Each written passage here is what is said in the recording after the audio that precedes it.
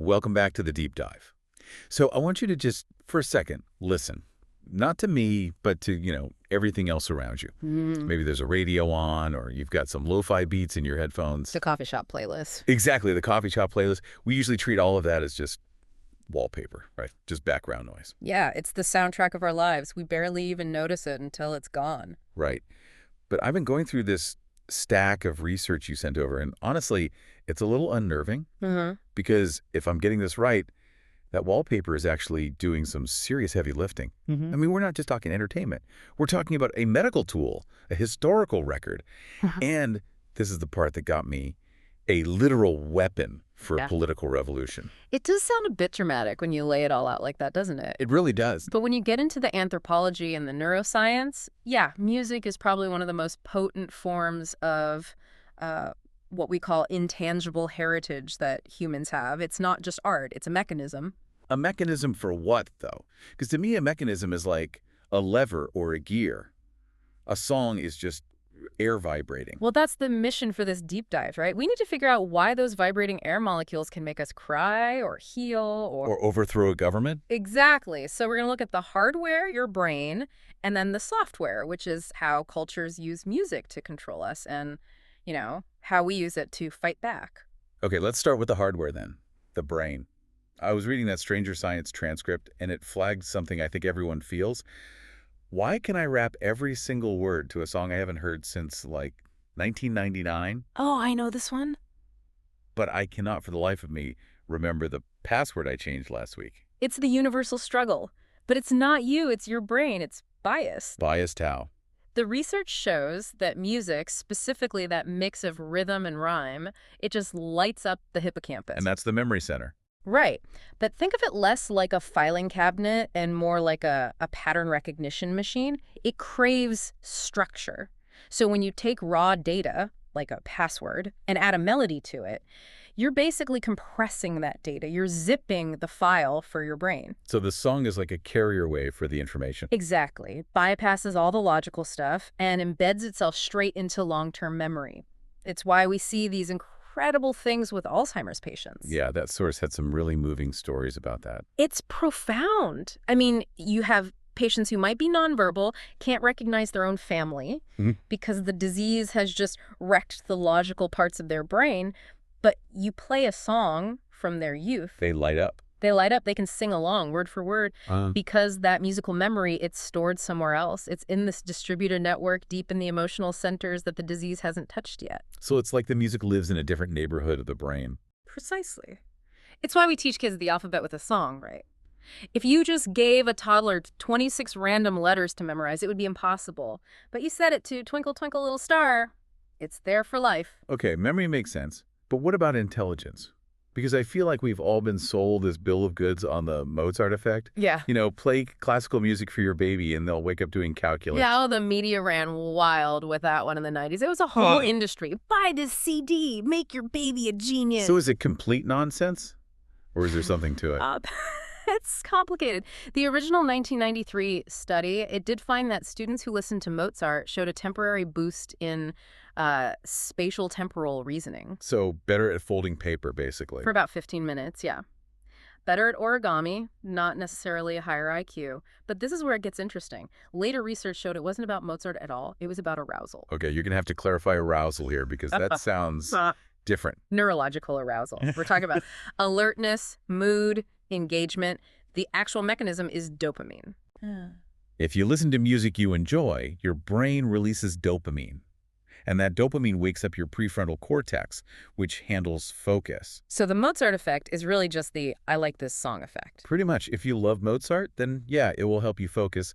But, and this is the key, if you hate classical music, forcing yourself to listen will actually lower your productivity. Because you're just getting stressed out. You're getting cortisol, not dopamine. You're just annoyed.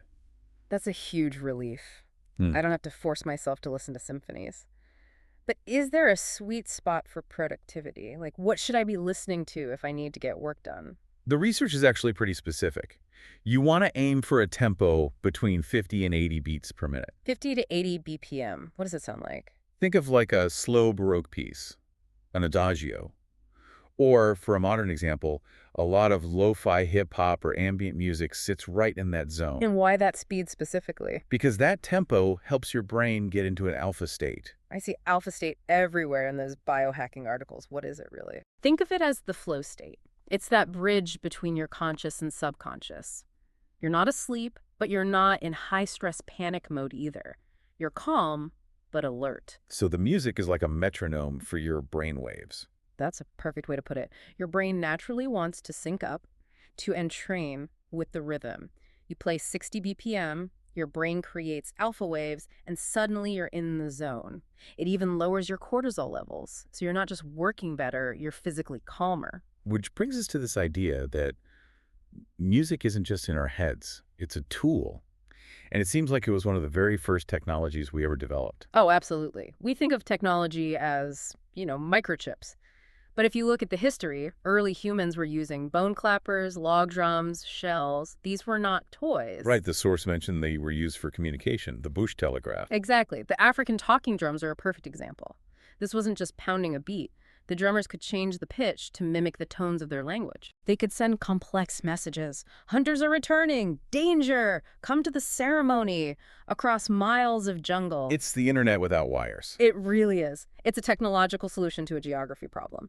But it was also about ritual.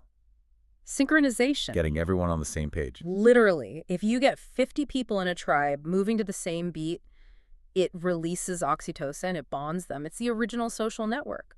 So we go from banging on logs to the modern orchestra. And I have to admit, I always just assumed orchestras looked the way they do today.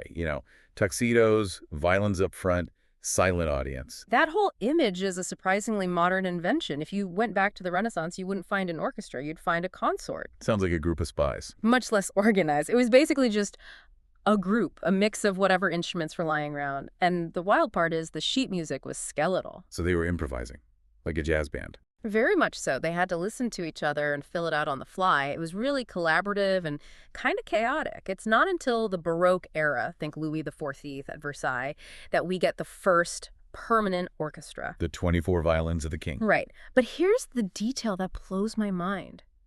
Even then, there was no conductor. Wait, how do you get 24 people to play together without a conductor? Visual cues. The harpsichord player or the lead violinist, the concertmaster, would just nod their head or stomp a foot. The group was small enough they could self-manage. So when did the guy with the little white stick show up? When the technology changed, the Industrial Revolution hits, and suddenly we can build better brass instruments, louder drums. The orchestra gets bigger. It explodes in size. We're talking 80, 100 players, and now the tuba player in the back row can't see the lead violinist's nod. They're in different time zones. Exactly. The group just got too big. So the role of the conductor had to be invented out of pure logistical necessity. He's not just an artist, he's a traffic cop. A central processor to keep the whole machine from crashing. A perfect example of how the tools dictated the social structure. Speaking of social structure, I want to pivot to our case study on time music, because it really shows how politics and music are just completely tangled up. Yeah, this is such a clear example of top-down cultural engineering. If you go way back to the Sukhothai era, music was very folk-based. Simple stuff, cowbells, gongs. For the community. For the community. But then the kings get involved. And in the Ayutthaya era, we get this palace law that I found kind of hilarious. They banned music in certain areas. They did. They banned drums and flutes near the royal palace because, well, the people were having too much fun. It was loud. It was disturbing the peace. The original Get Off My Lawn. It is. But it shows the state knew music had power, the power to disrupt. But then fast forward to the Rattanakosin era, and the strategy flips. Instead of banning it, the kings decide to own it. Right, like Rama II. He wasn't just a patron, he was a player.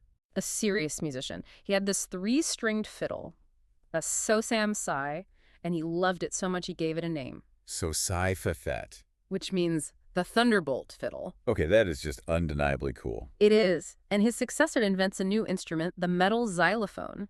They were actively engineering the sound of their kingdom. But then the story takes a dark turn. Post-1932, the state preference era. This is the crisis point. The government at the time was desperate to look civilized to the West. They wanted a seat at the table with Europe.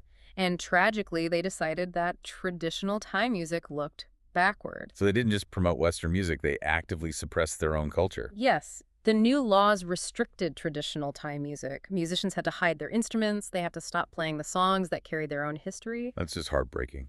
Trying to delete your own identity just to fit in. It shows you how fragile this stuff is. You can burn a book, but banning a song, that's a whole other level of oppression. But, and this is why I love this whole topic, you can't really kill music, can you? You can ban it, but it finds a way. Which brings us to our last segment, the sound of freedom.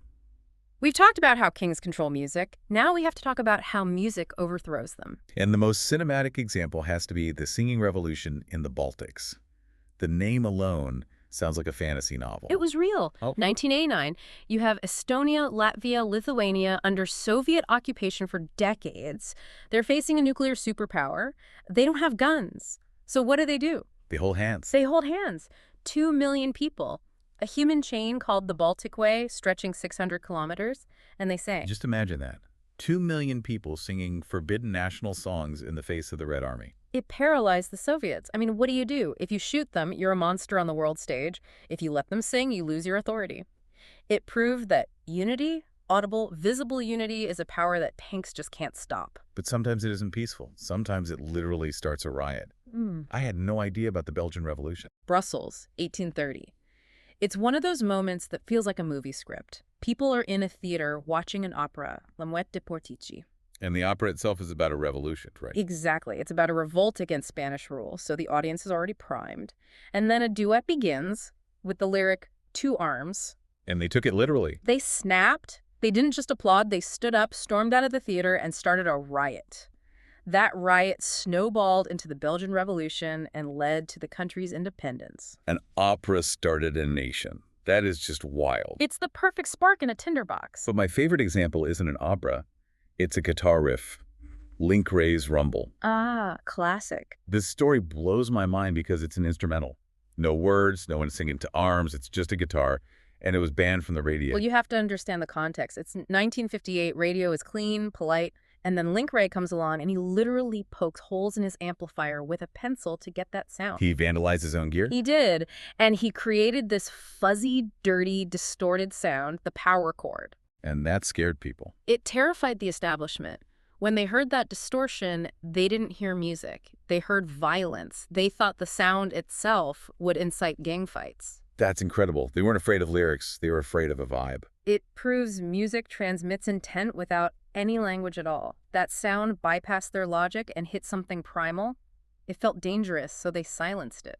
Which really brings us full circle, doesn't it? We think of music as just background, but clearly our brains and our governments take it very, very seriously. Absolutely. From the hippocampus to bone flutes to Thai kings to a distorted guitar, the thread is that music is never passive. So if we pull all this together for everyone listening, what's the big takeaway? I think we need to stop thinking of music as just content.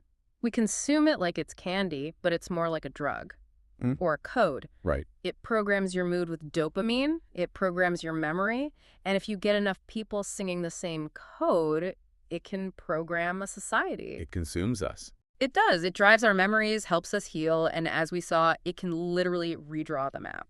Which leaves us with a pretty heavy question. We've established an instrumental can be banned for being dangerous.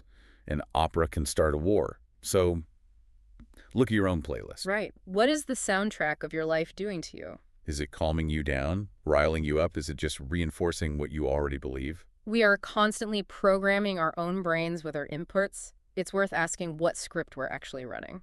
Something to think about before you hit play on that next track. Thanks for diving deep with us. Always a pleasure. See you next time.